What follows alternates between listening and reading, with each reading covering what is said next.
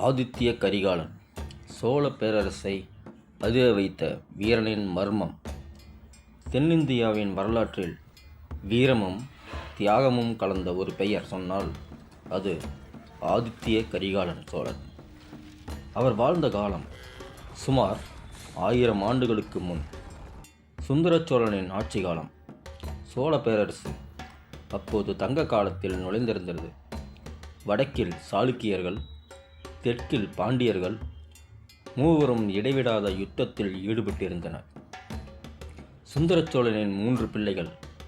மூத்தவன் ஆதித்ய கரிகாலன், இளையவன் அருள்மொழிவர்மன், பின்னர் ராஜராஜ சோழன்.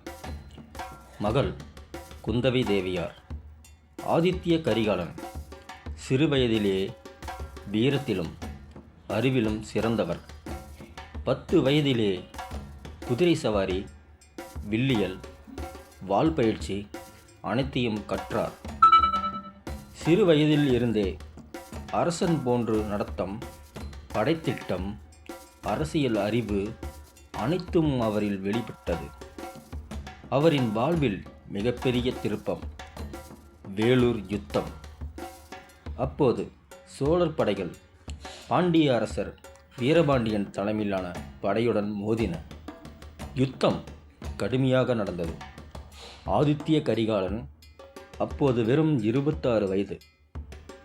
அவர் தன்னுடைய படையுடன் நேராக வீரபாண்டியனின் முகாமுக்குள் நுழைந்து கடுமையான போரில் வீரபாண்டியனின் தலையை வெட்டி வீழ்த்தினார்.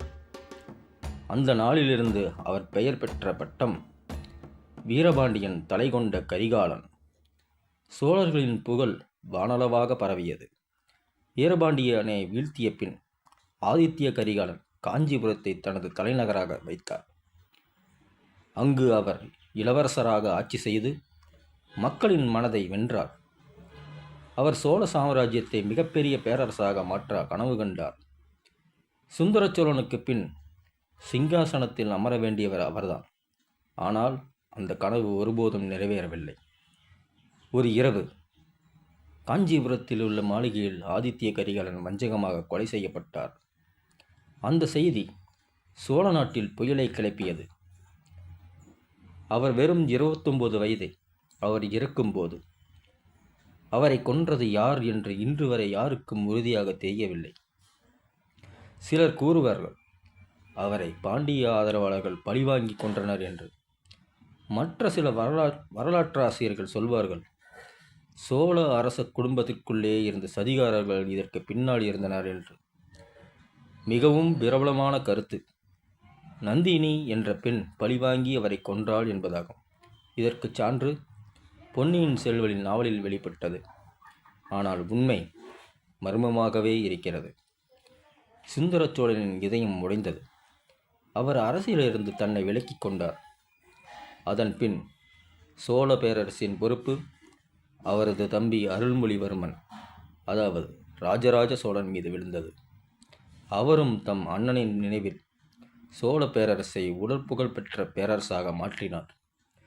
இன்று உடையார்குடி என்னும் ஊரில் காணப்படும் கல்வெட்டில் இவ்வாறு எழுதப்பட்டுள்ளது: ஆதித்ய கரிகாலன் வஞ்சகமாக கொன்றவர்களை சோழர்கள் நீதி செய்து தீர்ப்பளித்தனர்.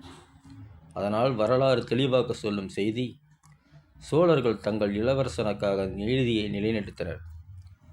ஆதித்ய கரிகாலன் ஒரு இளவரசனாக மட்டுமல்ல, ஒரு வீரனாகவும் ஒரு தியாகியாகவும் நினைவில் நிற்கிறார். அவர் உயிரோடு இருந்திருந்தால் சோழ வரலாறு இன்னும் வேறுபட்டிருக்கும். வீரர்கள் இறக்க மாட்டார்கள், அவர்கள் கதைகள் என்றும் வாழும். ஆதித்ய கரிகாலன் சோழத்தின் இரத்தத்தின் கலந்து நித்திய ஒளி. நன்றி. இந்த வீடியோ உங்களுக்கு பிடிச்சிருந்தா மறக்காமல் நம்ம சேனலை சப்ஸ்கிரைப் பண்ணுங்கள். நன்றி.